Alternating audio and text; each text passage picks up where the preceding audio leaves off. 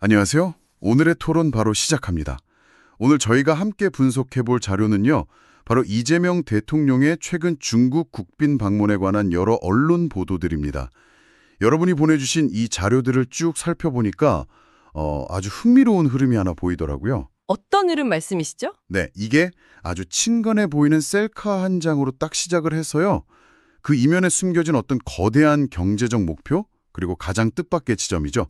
바로 일본 언론의 이례적인 극찬으로 이어지는 거의 하나의 완성된 이야기 같았어요. 아, 맞습니다. 그래서 오늘 저희의 임무는 이 이야기의 조각들을 하나씩 맞춰보면서 이 현대 외교의 복잡한 방정식을 한번 풀어보는 겁니다. 네, 맞습니다. 이번 방문을 다룬 자료들을 보면 그걸 관통하는 핵심 단어가 바로 실용 외교거든요. 네, 실용 외교. 근데 이 단어가 그냥 이익을 좇는다 이걸 넘어서요.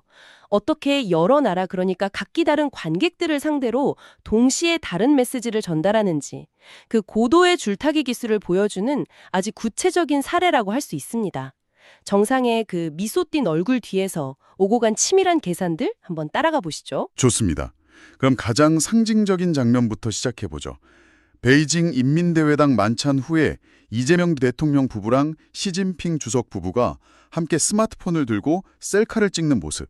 이 사진 한 장이 엄청난 화제가 됐습니다. 네, 그랬죠. 근데 이게 그냥 우연히 찍은 즉흥적인 사진이었을까요? 아니면 소수들이 암시하듯이 이건 거의 완벽하게 계획된 한 장면이었을까요? 거의 모든 자료들이 후자의 무게를 싣고 있습니다. 아, 역시 계획된 거였군요. 네, 결정적인 디테일이 바로 그 스마트폰이죠. 스마트폰이요? 네, 그게 중국 브랜드인 샤오미 제품이었습니다. 아, 맞아요. 샤오미. 이건 작년 11월에 경주 정상회담 때 시 주석이 이 대통령한테 선물했던 거거든요. 아하. 그걸 잊지 않고 이번 방중 때 딱 챙겨가서 그 결정적인 순간에 사용한 겁니다. 이건 당신이 준 선물을 나는 이렇게 소중히 간직하고 있다는 아주 강력하고 개인적인 메시지가 되죠. 와, 단순한 사진이 아니라 정말 하나의 메시지였군요. 그럼 중국 현지 반응은 어땠나요? 폭발적이었습니다. 폭발적이요? 네. 중국의 대표 소셜미디어인 웨이버에서 실시간 검색어 6위에 올랐고요. 관련 게시물 조회수가 무려 46만 건을 넘었습니다. 46만 건이요? 네, 중국 네티즌들은 따뜻하다, 친근하다 이런 반응들을 막 쏟아냈죠. 그렇군요. 심지어 셰펑 주미 중국 대사까지 자신의 SNS에 샤오미와 함께한 멋진 셀카라면서 이 사진을 공유했습니다. 와, 여기에 김혜경 여사가 중국인들이 좋아하는 붉은색 한복을 입은 것까지 더해져서요. 이건 중국 국민들의 마음을 직접적으로 겨냥한 감성 외교의 전형적인 사례로 분석됩니다. 그렇군요. 그러니까 이런 바이럴 마케팅 같은 감성 외교가 한창 펼쳐지는 동안 카메라가 꺼진 뒤에서는 실제로 어떤 일들이 벌어지고 있었나요? 설마 이 사진 한 장 찍으려고 간 건 아닐 테니까요. 바로 그 지점이 이번 방문을 다룬 자료들의 핵심입니다. 이른바 실용 외교의 본질이죠. 이 셀카가 대중의 시선을 확 사로잡는 동안에 무대 뒤에서는 200명이 넘는 역대급 규모의 경제 사절단이 움직이고 있었던 거죠. 아, 200명이 넘게요. 네, 반도체부터 문화 콘텐츠까지 우리나라 핵심 기업 대표들이 총출동해서 구체적인 사업 협상을 진행하고 있었던 거죠. 와, 그러니까 셀카가 문을 활짝 여는 역할을 했다면 진짜 목표는 그 문으로 경제 사절단이 들어가서 실질적인 이익을 챙겨오는 것이었습니다. 와, 그러니까 프론트엔드에서는 부드러운 이미지 외교를 하고 백엔드에서는 치열한 경제 외교를 동시에 진행한 거네요. 정확합니다. 투트랙 전략이었군요. 네, 맞습니다. 그래서 여러 건의 MOU, 즉 양해각서가 체결됐다는 점을 소스들이 아주 중요하게 다루고 있어요. MOU요? 그게 정확히 뭔가요? 이게 좀 낯설 수는 있는데 일종의 공식적인 약속 문서라고 생각하시면 쉬워요. 약속 문서요? 네, 우리 이 문제에 대해 함께 협력하기로 합시다라는 약속이요. 아직 법적 구속력이 있는 계약은 아니지만 거대한 비즈니스 프로젝트에 공을 굴리기 시작하는 가장 중요한 첫 단계인 셈이죠. 아, 그렇군요. 로이터 통신 같은 외신들도 두 정상이 불과 2달 만에 2번이나 만났다는 것 자체가 관계 개선 의지의 아주 강력한 신호다. 특히 경제 협력에 방점이 찍혀 있다. 이렇게 분석했고요. 자, 그런데 이런 종류의 헬보는 진공 상태에서 일어나지 않잖아요. 중국과 이렇게 공개적으로 친밀함을 과시하는 모습은 필연적으로 다른 나라들의 시선을 끌기 마련이죠. 그렇죠. 당연하죠. 특히 한미일 공조를 강조하는 상황에서 이웃나라인 일본이나 대만은 이걸 어떻게 봤을지 궁금해지는데요. 소스들에 보니까 도쿄에서 나올 법한 반응과는 전혀 다른 결과가 나왔다고요? 네, 바로 여기가 이번 이야기의 클라이맥스입니다. 클라이맥스요? 네, 예상대로 대만과 일본 언론은 처음엔 경계심을 보였습니다. 중국이 한미일 3국 관계에 균열을 내려는 의도다. 한국이 너무 중국 쪽으로 기우는 것 아니냐. 뭐 이런 식의 우려 섞인 분석 기사들이 나왔죠. 네, 그럴 만도 하네요. 다들 아주 예민하게 지켜보고 있었던 겁니다. 그런데 바로 그 순간 정말 누구도 예상치 못한 반전이 일어납니다. 잠깐만요. 정리 좀 해보겠습니다. 그러니까 모두가 한국이 중국과 너무 가까워지는 걸 걱정스럽게 지켜보고 있었는데 정작 일본의 유력 언론들이 이 방문을 칭찬했다는 건가요? 네, 맞습니다. 그게 정말 앞뒤가 안 맞는 얘기처럼 들리는데요.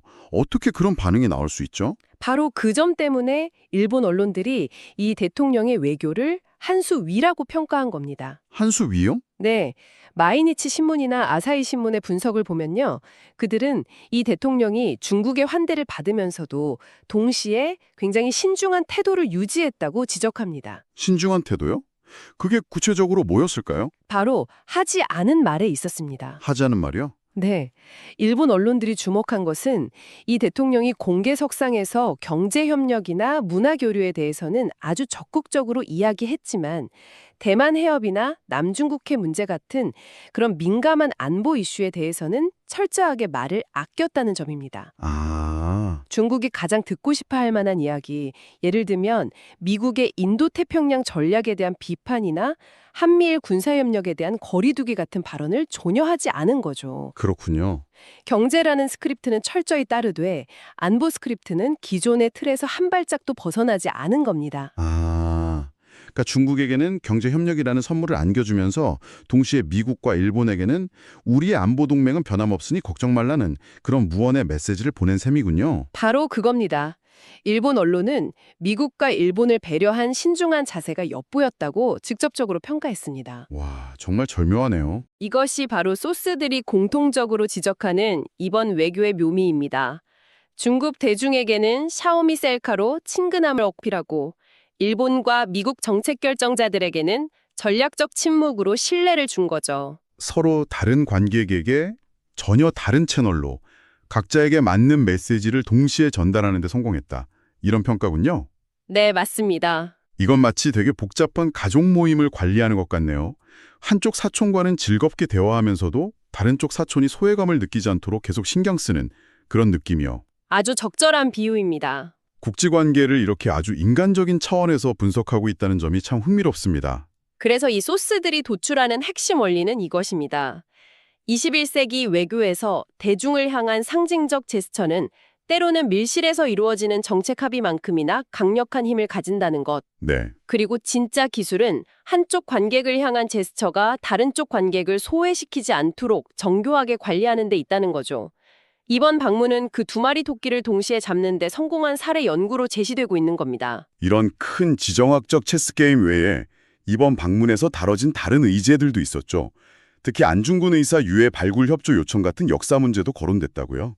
네, 이 부분도 실용 외교의 또 다른 측면을 보여줍니다. 아, 어떤 측면인가요? 외교가 단순히 경제적 이익 교환에만 머무는 게 아니라 양국의 얽힌 역사를 함께 풀어가는 파트너십으로까지 확장될 수 있다는 가능성을 보여준 거죠. 그렇군요. 역사 문제까지. 네. 중국 측도 임시정부 청사 유적 보존이나 독립운동가 유해 발굴 문제에 상당히 적극적인 관심을 보였다고 합니다. 당장 합의가 나온 건 아니지만 실무 논의를 계속하기로 하면서 협력의 물꼬를 튼 것만으로도 중요한 성과로 평가됩니다. 냉혹한 국제 질서 속에서 국익 중심의 실용 외교로 우리의 운명을 개척해야 한다고 이번 방문의 철학을 요약했습니다. 네. 그러면서 국가의 성장이 일부가 아닌 국민 모두의 삶의 변화로 이어져야 한다고 강조했죠. 아, 모두의 삶의 변화요. 네. 특히 지방이나 중소벤처, 스타트업처럼 상대적으로 소외되었던 영역들이 외교 성과의 혜택을 볼 수 있도록 정책 역량을 집중하겠다. 이런 구체적인 방향까지 제시했습니다. 외교가 외교로 끝나지 않고 결국 국민들의 먹고 사는 문제와 직결된다는 점을 분명히 한 거네요. 네, 바로 그거죠. 오늘 저희는 이재명 대통령의 중국 방문을 다룬 여러 자료들을 통해 친근한 셀카 한 장이 가진 외교적 파급력부터 각기 다른 이해관계를 가진 나라들 사이에서 아슬아슬하게 균형을 잡는 실용 외교의 한 수까지 깊이 있게 들여다봤습니다. 네, 정상들의 만남 뒤에 숨겨진 그 치밀한 계산과 전략을 엿볼 수 있는 아주 흥미로운 사례였습니다. 특히 강대국들 사이에서 우리가 가야 할 길을 어떻게 만들어갈 것인가에 대한 중요한 질문을 던졌죠. 네, 맞아요. 샤오미 셀카 같은 감성 외교와 일본 언론의 칭찬을 이끌어낸 균형 외교가 결합된 매우 현대적인 외교의 한 단면을 보여주었습니다. 오늘 이야기를 들으신 여러분도 이런 상상을 해보시면 어떨까요? 만약 여러분이 이 거대한 외교라는 체스판의 플레이어라면 이렇게 서로 다른 의도를 가진 상대들 사이에서 우리나라의 이익을 지키기 위해 어떤 한 수를 두시겠습니까? 사진 한 장 혹은 반대로 하지 않은 말 한마디가 어떻게 판 전체를 흔들 수 있는지 생각해 보는 것만으로도 세상을 보는 눈이 조금은 달라질 수 있을 겁니다.